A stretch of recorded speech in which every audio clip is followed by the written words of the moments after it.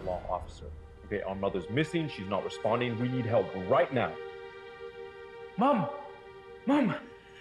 Ma'am, ano nangyari sa'yo? Saan ka galing? Kanina ka pa namin tinatawagan.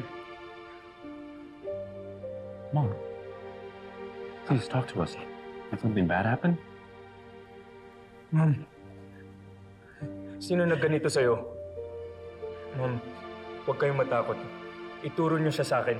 Ako bahala sa kanya. Drew, relax. That's not helping, bro. Bro, what do you want me to do, huh? Just sit and comfort Mom habang naagrabyado na siya? Listen, we don't know what happened. Mom, tell us, did something bad happen? Wala na. Wala na sila. Wala na sila. Sinong sila? Ang tagal ko naghanap. Ang tagal ko naghihintay. Akala ko, makikita ko pa si Emily.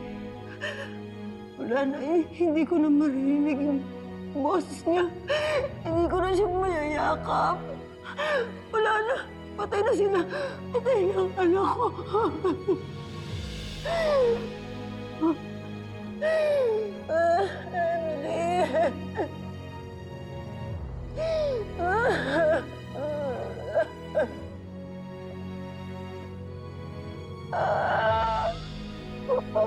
I'm so sorry.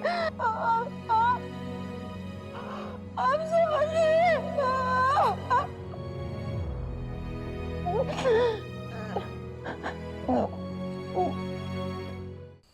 Mom, I think you've had a bit too much already. Hayaan niyo lang ako. Hindi ako lasing. Yeah, but your face is turning red already. Wala akong pakialam kung anong kulay ng mukha ko. Hayaan niyo lang akong umalasing dahil gusto kong makalimot na nag-failed ako bilang isang ina.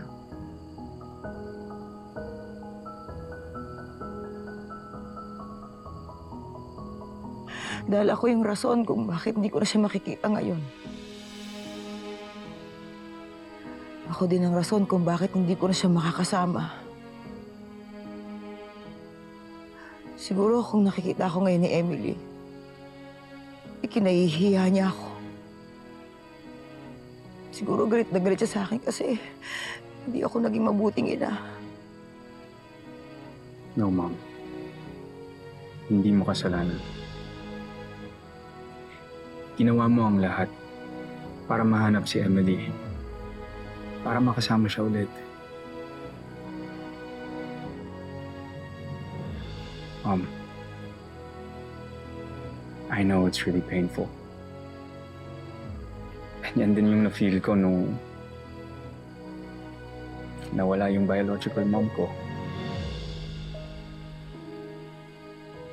It felt like my world was ending.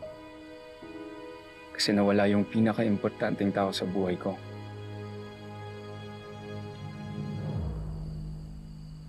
But then you came.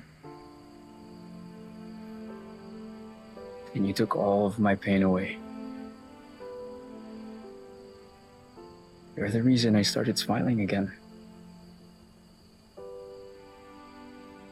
Minahal mo kami ni Kuya just like your own kids. Kaya please, wag mong sasabihin na wala kang kwentang ina. Kasi kami mismo ni Kuya ang magpo-prove that you're a good mother.